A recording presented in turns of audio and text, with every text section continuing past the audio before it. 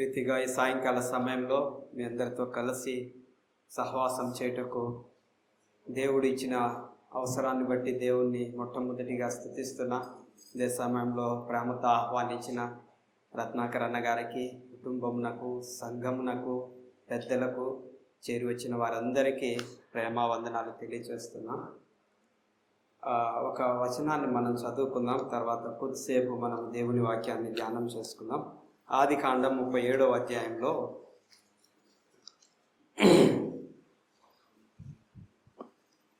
ఆదికాండం 37వ అధ్యాయంలో 2వ వచనాన్ని మనం చదువుకుందాం.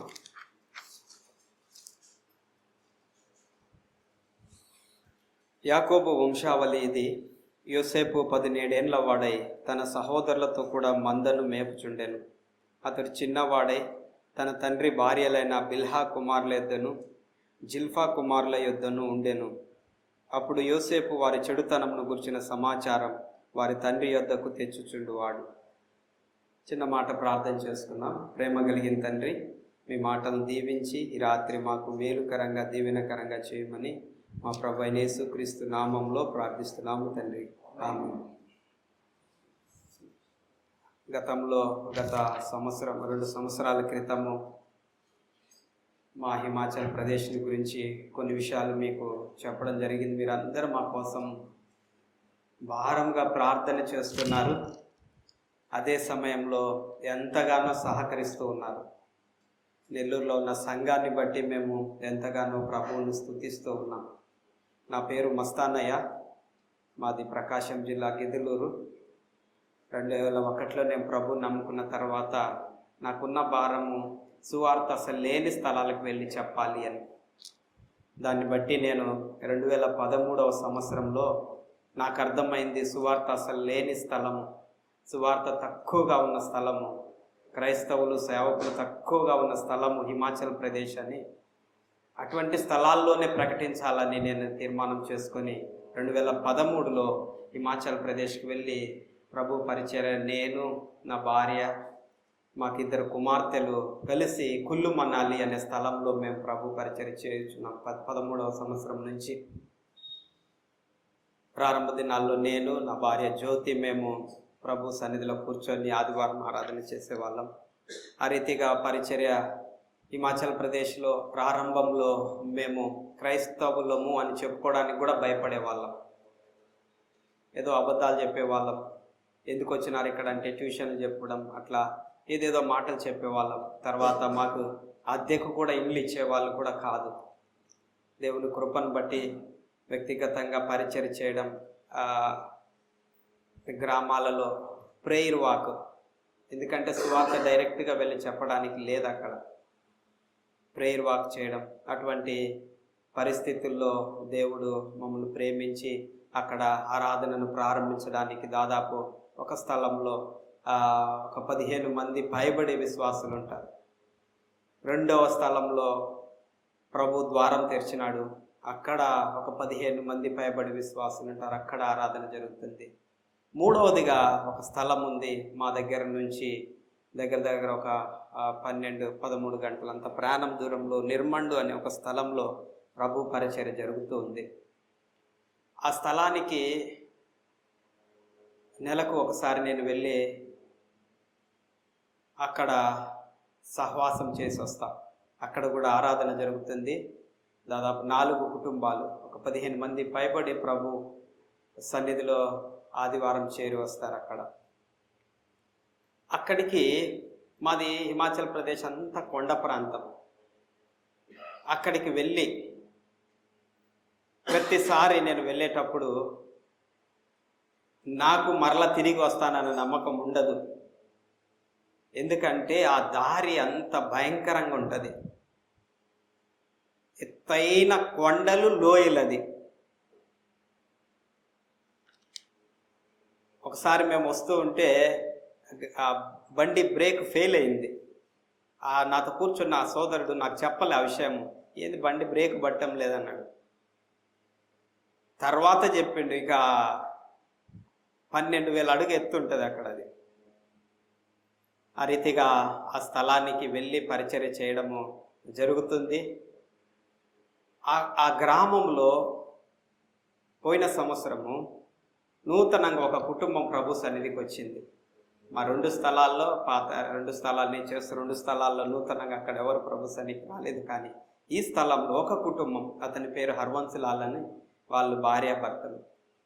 వాళ్ళు విపరీతంగా విగ్రహారాధన చేసేవాళ్ళు. వాళ్ళ కుటుంబంలో ఏం జరిగిందంటే, వాళ్ళ పెద్ద కూతురు వివాహం చేసుకొనింటే వాళ్ళ భర్త అంటే పెద్ద అల్లుడు కరెంటు షాక్ తగిలి చనిపోయినాడు. 2 పిల్లలు ఉన్నారు ఆయనకు. 6th class 7th class 6th class వరకు బాగున్నారు వాళ్ళు. తర్వాత వాళ్ళిద్దరికి ఏమైందంటే, వాళ్ళు ఇద్దరికి ఒకేసారి మెంటల్ లాగా వచ్చేసింది. అంటే ఆ కుటుంబం పూర్తిగా చితికిపోయింది. వారు ఇప్పుడు ప్రభు సన్నిధికి వస్తున్నారు. దయచేసి వాళ్ళ కోసమై మీరు ప్రార్థన చేయండి. ఆ కుటుంబం ప్రభుని నమ్మి రక్షణ పొందేలాగున. ఆ కుటుంబం ప్రభుని నమ్మితే వాళ్ళు అన్ని చూసినారు, ఇక అలసిపోయినారు. తర్వాత గత సంవత్సరం మేము హిమాచల్ ప్రదేశ్లో మా 3 స్థలాల్లో ప్రభు ఆరాధన జరుగుతుంది.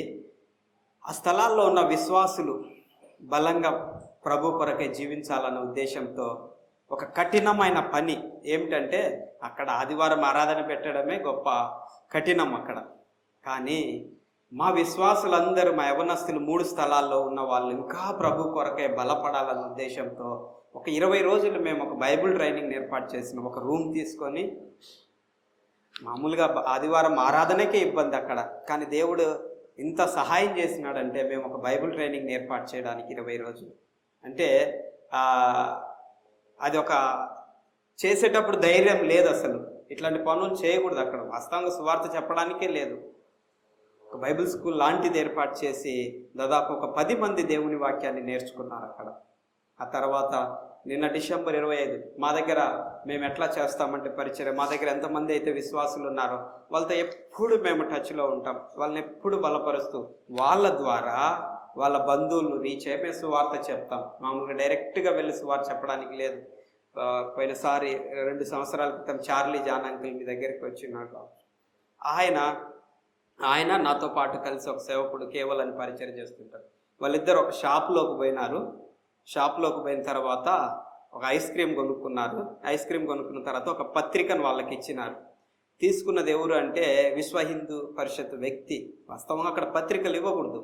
ఆ పత్రిక తీసుకున్న అతను ఏం చేసినా అంటే, దాదాపు 100 మందిని పోగు చేసి పిలిచి వీళ్ళని జైల్లో పెట్టినారు. వారం రోజులు జైల్లో ఉన్నారు. వాళ్ళు బెయిల్ కూడా ఇవ్వలేదు. ఒక పత్రిక ఇచ్చినందుకు వారం రోజులు జైల్లో ఉన్నారు, బెయిల్ కూడా ఇవ్వలేదు. ఆ రీతిగా మనము వెళ్ళి సువార్త ప్రకటించడానికి అవకాశం లేదు. మాకున్న విశ్వాసుల ద్వారా వాళ్ళని అట్లా ముందు పెట్టి మేము వెళ్ళి పరిచయం చేస్తుంటాం. డిసెంబర్ 25వ తారీఖున మేము ఒక పెద్ద, మామూలుగా అయితే ఆంధ్రాలో ఉన్నప్పుడు మేము ఎప్పుడు క్రిస్మస్ని ఆచరించాం, కానీ అక్కడ క్రిస్మస్ అనే పేరు పెట్టుకొని మేము చాలామంది అవిశ్వాసులు ఎప్పుడు సువార్త వినని వాళ్ళని ఒక హోటల్ తీసుకొని అనేక మందిని పోగు చేసి మా విశ్వాసులైన వాళ్ళు ఏం చేసినారంటే, వాళ్ళకు బంధువులందరినీ తీసుకొని వచ్చినారు. అన్యులను గొప్పగా మేము ప్రభుని గురించి ప్రకటించగలిగినాం. మా దగ్గర బైబిల్స్ ఉంటే దాదాపు 30 బైబిల్స్ ఉన్నాయి. ప్రతి కుటుంబానికి ఒక బైబిల్ ఇవ్వడం జరిగింది. నిన్న డిసెంబర్ 25 మేము పరిచర్య చేయాలి అంటే ఇటువంటి అకేషన్స్లోనే ఏదైనా పేరు పెట్టుకొని సువార్త ప్రకటించడం జరుగుతుంది. ఆ రీతిగా ఆ నిర్మండ్ అనే స్థలంలో ప్రత్యేకంగా పరిచర్య కొరకై, అక్కడున్న విశ్వాసుల యొక్క క్షేమం కొరకై, నూతనంగా ప్రభు సన్నిధికి వచ్చిన ఆ కుటుంబం కొరకై, మా 3 స్థలాల్లో జరుగుతున్న ఆరాధన కొరకై, మా విశ్వాసులు, మేము బయట నుంచి పోయి అక్కడ ఏం చేయలేము. అసలు అక్కడ ఉన్న స్థానికులు బలంగా తయారైతే ప్రభు పరిచర్య చాలా గొప్పగా జరుగుతుంది. వాళ్ళు బలంగా ప్రభు కొరకై నిలబడి పరిచర్య చేయడం కొరకై మీరు ప్రార్థనలో జ్ఞాపకం చేసుకోవాల్సిందిగా ప్రాంతం మనం చేసుకోవచ్చు. మనం చదువుకున్న 37వ అధ్యాయంలో ఆదికాండంలో దేవుని వాక్యాన్ని కేవలం మీతో కలిసి సహవాసం చేయాలన్న ఉద్దేశంతోనే ఈ సమయంలో ఇక్కడ నిలబడడం జరిగింది.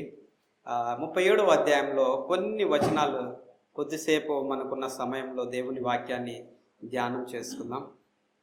37వ అధ్యాయంలో 2వ వచనంలో ఏమనుందంటే, యోసేపు 17 ఏళ్ల వాడై మందలు మేపుతున్నాడు అని మనం చూస్తున్నాం. అతడు ఎవరి దగ్గర ఉండి మందలను మేపుతున్నాడంట? అతడు చిన్నవాడై తన తండ్రి భార్యలైన బిల్హా కుమారుల యొద్దను జిల్ఫా కుమారుల యొద్దను ఉండెను. ఎవరి దగ్గర ఉండి మందలు మేపుతున్నాడు? అసలు ఇంత వివరంగా చెప్పాల్సిన అవసరం ఏముంది చెప్పండి? ఒక మాటలో చెప్పొచ్చు కదా, యోసేపు వాళ్ళ అన్నలతో కలిసి మందలను మేపుతున్నాడు అనే మాట చెప్తే సరిపోయి ఉండేది. కానీ ఇక్కడ మనం ఏం చూస్తున్నామంటే, అతడు తన తండ్రి భార్యలైన జిల్ఫాని బిల్హాని వారి కుమారుల పేర్లు వాళ్ళ దగ్గర ఉండి మందలు మేపుతున్నాడని మనం చూస్తున్నాం. దేవుని వాక్యంలో ప్రతి ఒక్క మాట కూడా ఎంతో అర్థం ఉంటుంది. ఇప్పుడు మనం ఆలోచన చేద్దాం. యోసేపు గారు పోయినారు, మందలను మేపుతున్నాడు. ఎవరి దగ్గర మందలు మేపుతున్నారు? బిల్హా కుమారుల దగ్గరను జిల్ఫా కుమారుల దగ్గర నుండి మందలను మేపుతూ ఉన్నాడు. ఆ మందలు మేపడానికి పంపించింది ఎవరో తెలుసా? ఎవరు పంపించుంటారు చెప్పండి? వాళ్ళ తండ్రి అయిన యాకోబు మందలు మేపడానికి పంపించినాడు. దానికి ఉదాహరణగా 12-13 వచనంలో కూడా మనం చూస్తాం. అన్నలు మందలు మేపుతున్నారు, పోయి రమ్మని పంపించినాడు. సరే, ఇప్పుడు వాళ్ళ దగ్గర ఉండి మందలు మేపుతున్నారు. వాళ్ళు ఎవరు? వాళ్ళ కుమారులు ఎవరు? బిల్హా కుమారులు ఎవరు? జిల్హా కుమారులు ఎవరు? మనం ఆలోచన చేస్తే 30వ అధ్యాయంలో మనం చూస్తే ఆదికాండము 30వ అధ్యాయంలో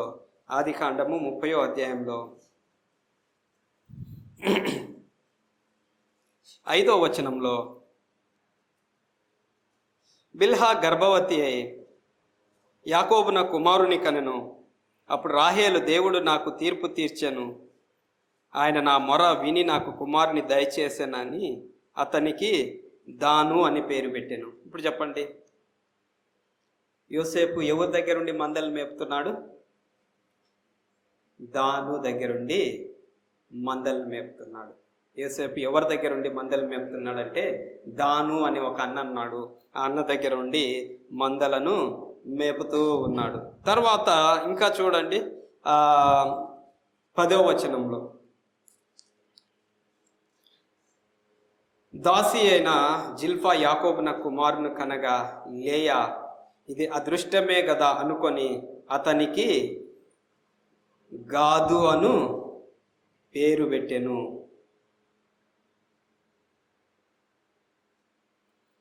ఇప్పుడు జిల్ఫా కుమారుని పేరు ఏం పేరు అంటే గాదు. దాను, గాదు. ఆ తర్వాత ఇంకా వాళ్ళ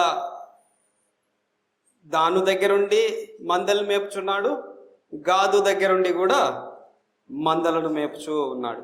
ఇప్పుడు ఒక వచనాన్ని మనం చూసినట్లయితే దాను ఎవరు, గాదు ఎవరు, వీరిని గురించి మనము ఒక వచనాన్ని చూసుకుందాం. 49 ఆదికాండం 49వ అధ్యాయంలో 17వ వచనంలో, ఆదికాండం 49:17లో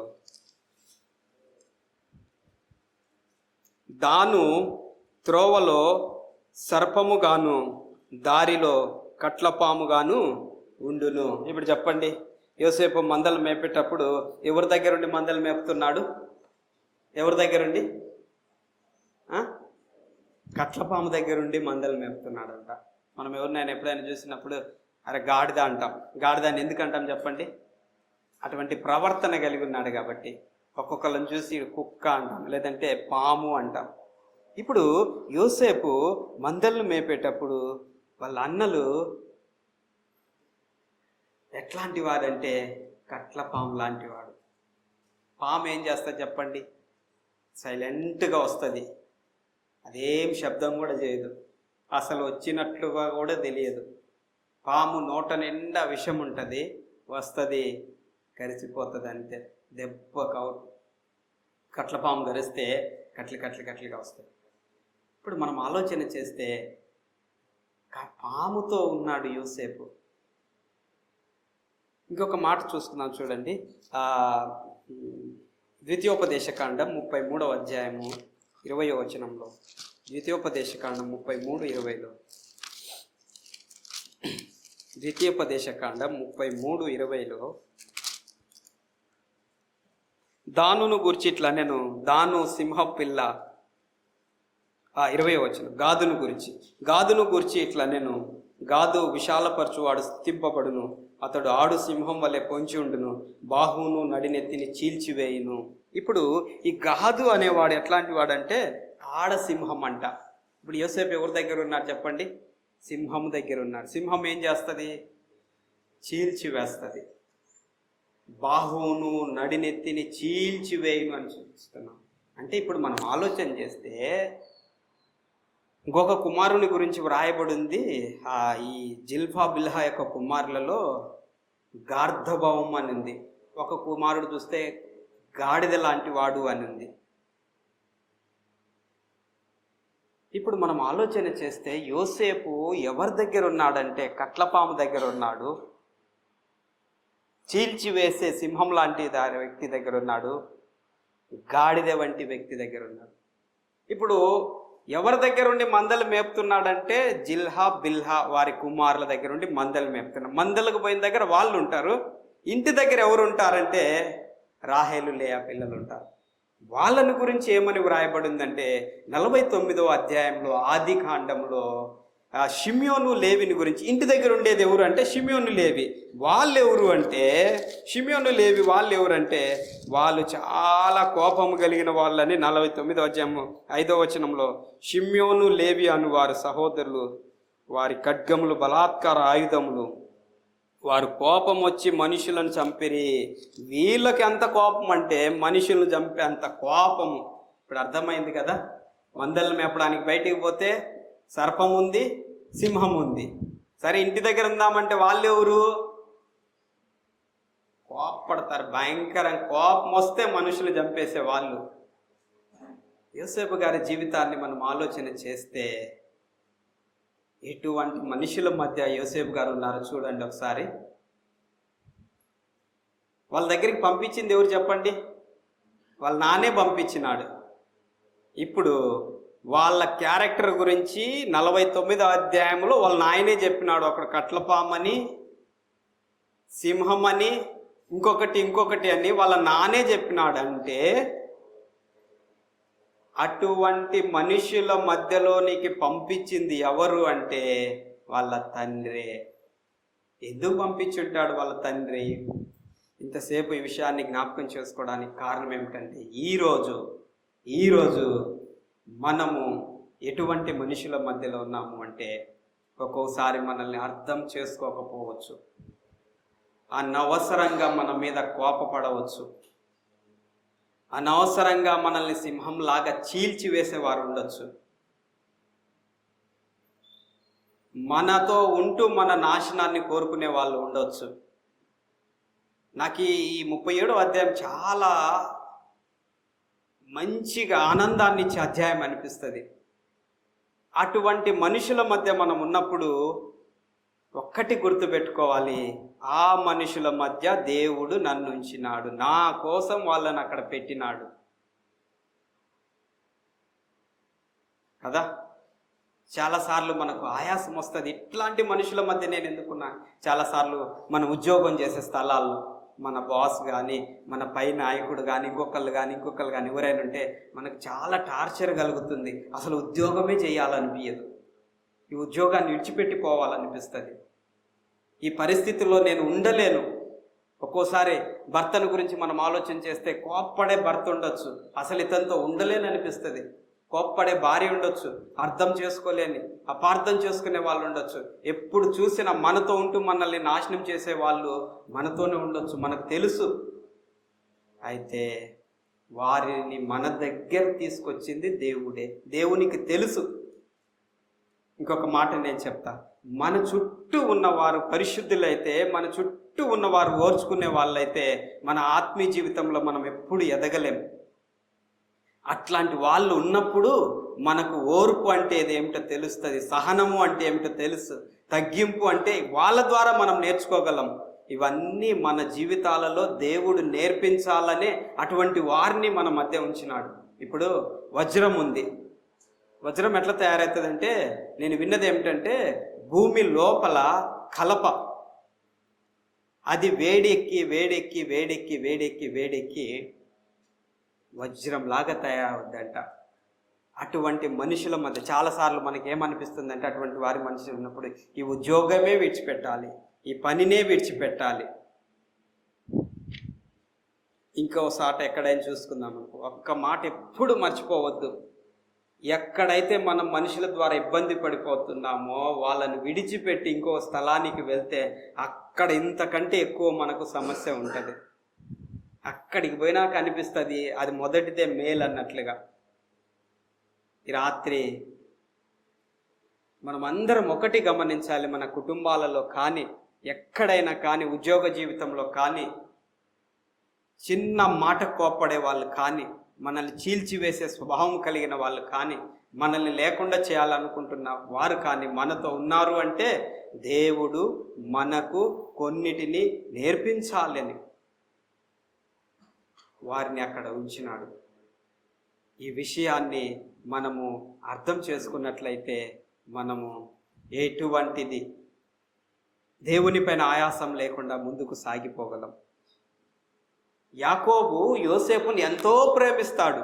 అంతగా ప్రేమించిన వాళ్ళు ఏదో ఒక రోజు ఇతనికి కీడు చేస్తారని తెలిసి కూడా వాళ్ళ దగ్గరికి పంపించినాడు అంటే దేవునికి ఒక ప్రణాళిక ఉంది, తండ్రికి ఒక ఉద్దేశం ఉంది. మన జీవితాల్లో దేవుని ప్రణాళిక నెరవేరాలంటే వాళ్ళు ఉండాల్సిందే. సింహాలు ఉన్నాయి, కట్లపాములు ఉన్నాయి, గాడిదలు ఉన్నాయి, ఇవన్నీ ఉన్నాయి చుట్టుపక్కల. అవి ఉండాలి. అవి ఉంటేనే మనం అన్నీ నేర్చుకొని ఇంకా మనం మార్పు చెందగలం వజ్రం వలె. ఇప్పుడు 37వ అధ్యాయానికి మరలా వచ్చినప్పుడు అక్కడ ఏం జరిగిందంటే, ఇప్పుడు వీళ్ళు చెడుతనం చేస్తున్నారంట. చెడుతనం చేస్తూ ఉన్నప్పుడు ఏం జరిగింది అంటే, ఆ సమాచారం తీసుకొని పోయి ఎవరికి చెప్తున్నాడంట? తండ్రికి చెప్తున్నాడంట. నానా వాళ్ళు ఇట్లా చేస్తున్నారని తండ్రికి చెప్తూ ఉన్నాడంట. నానా అన్నోళ్ళు ఇట్లాంటి పని చేస్తున్నారని, తప్పుడు పనులు చేస్తున్నారు. వాళ్ళు ఏమేం చేస్తున్నారో మనకైతే తెలియదు, కానీ అవన్నీ తీసుకొని పోయి కేవలము తండ్రికి మాత్రమే చెప్తున్నాడు. ఎంత బాధ పెడుతున్నారో యోసేపును, అవన్నీ తండ్రికి చెప్తున్నాడు. వాళ్ళు చేసే తప్పులు ఎంత మంచి పాఠము. నాకు తెలిసి ఎవరికి చెప్పుండరు, తండ్రికి మాత్రమే చెప్తున్నాడు. నానా వాళ్ళు అట్లా చేస్తున్నారు, ఎవరికి చెప్పినా ప్రయోజనం లేదు, తండ్రికి మాత్రమే చెప్తూ ఉన్నాడు. మా దగ్గర ఒక సోదరుడు యవనస్తుడు ఉన్నాడు. యవనస్తుడు ప్రభుని నమ్ముకొని ఆరాధన చేస్తాడు. ఆరాధన చేసిన తర్వాత మాకైతే తెలియదు, కానీ అబ్బాయి బీడి తాగుతుంటాడంట. ప్రభుని నమ్ముకొని బల్లలో చేయి వేస్తూ బీడి తాగుతుంటాడంట. మా విశ్వాసులు ఆ సంగతి గమనించి చాలా కాలం నాకు చెప్తే అన్న ఏమంటాడు ఏమనుకుంటాడని. ఆ తర్వాత ఒకరోజు ఇక ఎవరైతే ప్రతి ఆదివారం బల్ల అందిస్తాడో ఆ సోదరుడు, నేను ఎట్లా ఇతనికి బల్ల అందించాలి, అతనికి కూడా తెలుసు ఎట్లా ఇతనికి నేను బల్ల అందించాలని ఆ విషయం నాకు చెప్తున్నాడు. అదే ఆదివారం నేను బల్ల అందించకుండా వాళ్ళను అసలు ఆ ప్రభు బల్లలో చేయవేయకుండా ఆపివేయడం, నిలిపివేయడం జరిగింది. అంటే మనం గమనించాల్సిన సంగతి ఏమిటంటే, వీళ్ళకి చెప్పకపోయినా కనీసము మొట్టమొదటిగా తండ్రికి చెప్పాలి. రెండవదిగా పొరపాట్లు చేస్తున్నప్పుడు తెస్సలోనిక పత్రికలో పౌలు గారు ఏమంటాడంటే, నేను తండ్రిని కాదా, మీరు నా కుమారులు కాదా అంటే, మన సంఘ క్షేమమును కోరుకొని మన సంఘంలో నాయకులైన వారు అంటే వారు మనకు తండ్రులతో సమానం. వారితో మనకి ఎవరికైనా లోటుపాట్లు మనం గమనించినప్పుడు వారికి చెప్పడం క్షేమం. మొట్టమొదట పరలోకపు తండ్రికి చెప్పాలి, ఆత్మీయ తండ్రులకు కూడా వాటిని చెప్పాలి. ఇప్పుడు వాళ్ళు అట్లా చేస్తున్నారు అని తండ్రికి చెప్పినాడు. అయితే తండ్రికి చెప్పినప్పుడు ఏం జరిగింది చెప్పండి?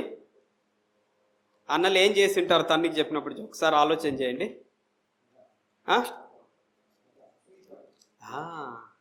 కోపం వస్తుంది కదా. తప్పు చేసినారని చెప్పినప్పుడు ఏమొస్తుంది చెప్పండి? కోపం వస్తుంది కదా. నా మీదే చెప్తావా? వాళ్ళు పగబట్టినారని, అసూయ పట్టినారని, ద్వేషం అని వాళ్ళకి చాలా కోపం వచ్చి ఉంటుంది. ఒక మాట, చిన్న మాటను మనం జ్ఞాపకం చేసుకొని ముగింపు చేసుకున్నాం. అన్నలు తప్పు చేస్తున్నారు. తప్పు చేసినప్పుడు తండ్రికి చెప్పినారు. తండ్రికి చెప్పినప్పుడు వాళ్ళు వాస్తవంగా ఏం చేసుకొని ఉంటే బాగుంటుంది? ఏం చేసుకొని ఉంటే, సరి చేసుకొని ఉంటే బాగుండేది కదా. దిద్దుబాటు చేసుకొని ఉంటే బాగుండేది. దిద్దుబాటు చేసుకోవడానికి బదులుగా వాళ్ళు ఏం చేస్తున్నారంటే పగబట్టిరి.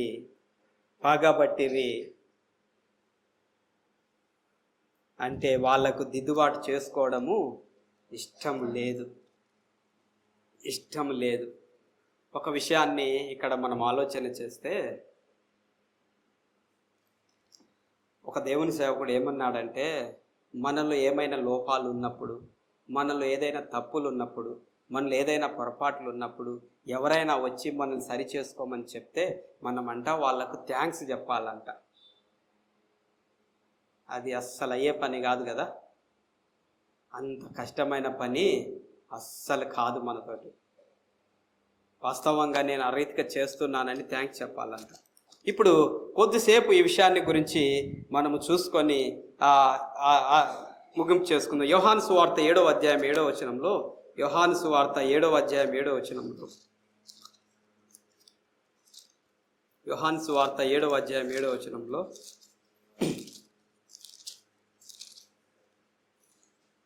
లోకము మిమ్మును ద్వేషింప నేరదు గాని దాని క్రియలు చెడ్డవని నేను దాని గూర్చి సాక్ష్యం ఇచ్చుచున్నాను గనుక అది నన్ను ద్వేషించుతున్నది. యేసు ప్రభు ఏం చెప్తున్నాడు?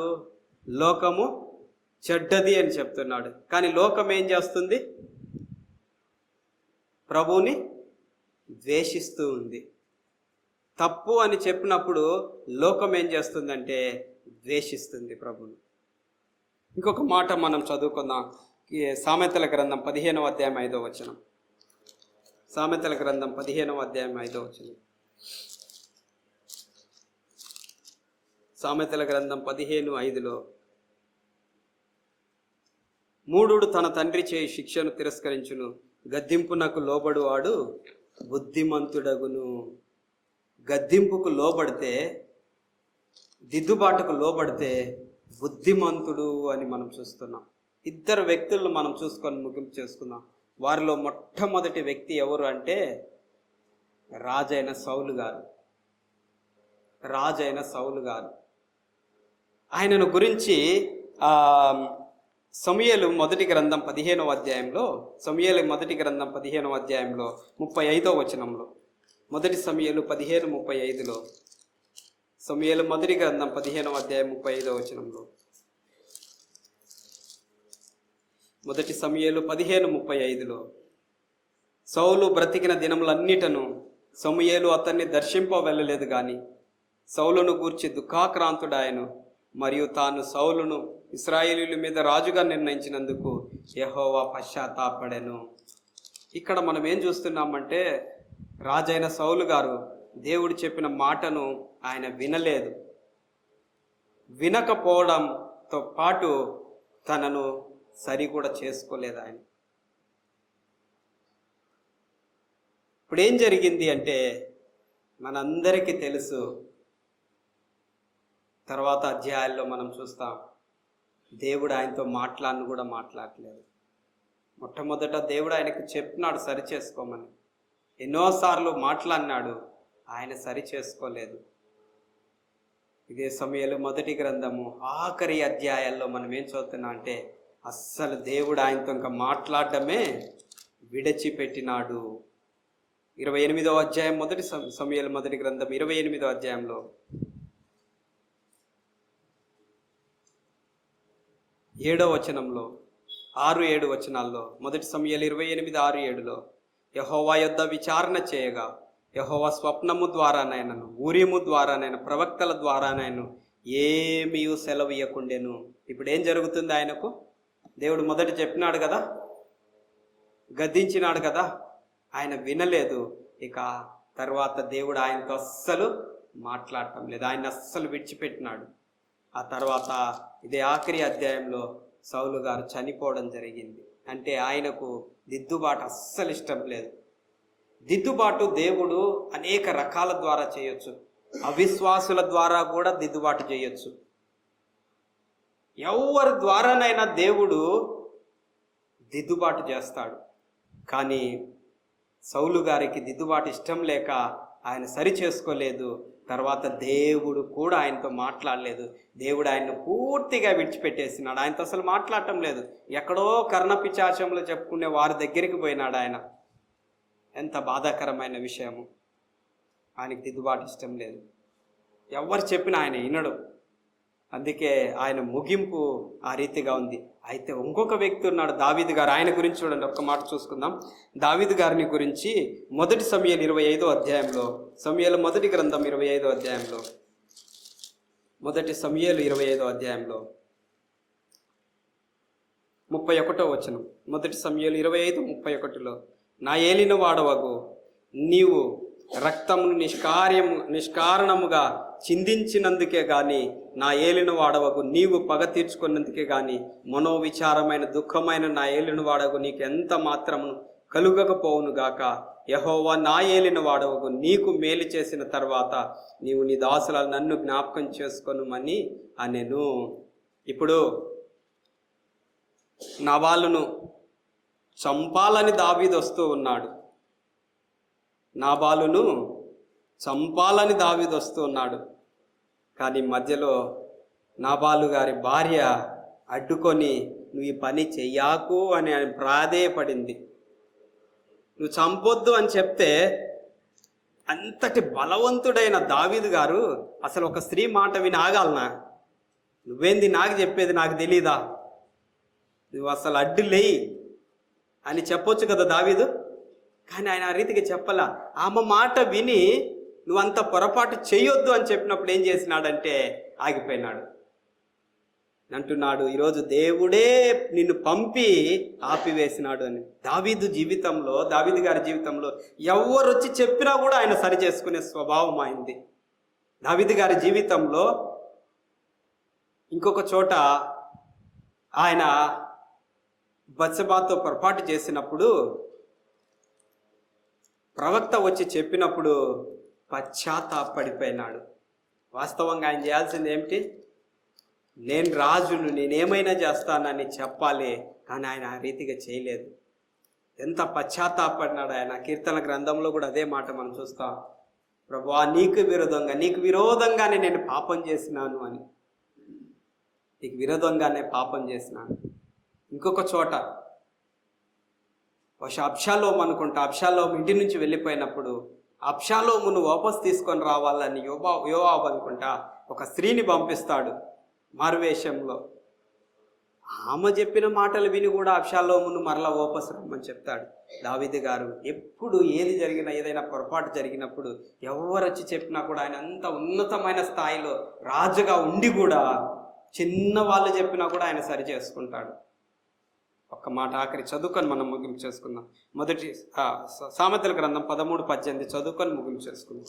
సామెతల గ్రంథం 13:18, సామెతల గ్రంథం 13వ అధ్యాయం 18వ వచనంలో,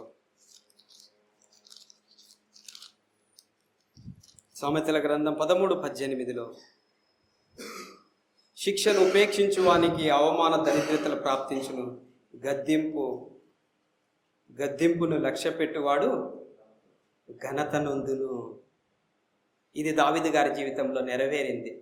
దావీదు దగ్గరికి వచ్చి ఎవరైనా ఏదైనా చెప్తే చిన్న పెద్ద అని చూడు, పొరపాటు అయితే వెమ్మటి ఒప్పుకుంటాడు. అందుకే ఆయన ఘనత నొందినాడు. సౌలు రాజు గారు, ఆయన రాజు అయ్యుండి ఆయనకి ఎన్నిసార్లు ఎవరు చెప్పినా కూడా ఆయన వినలేదు. నేను చేసేదే కరెక్ట్ అనుకున్నాడు. ఆయన జీవితంలో ఆయన ఘనతను పొందలేకపోయినాడు. యోసేపు అన్నల గురించి మనం ఏం చూస్తున్నామంటే, తండ్రికి చెప్పినప్పుడు వాళ్ళు సరి చేసుకోవాల్సింది పోనిచ్చి యోసేపు మీద కోప్పడ్డారు.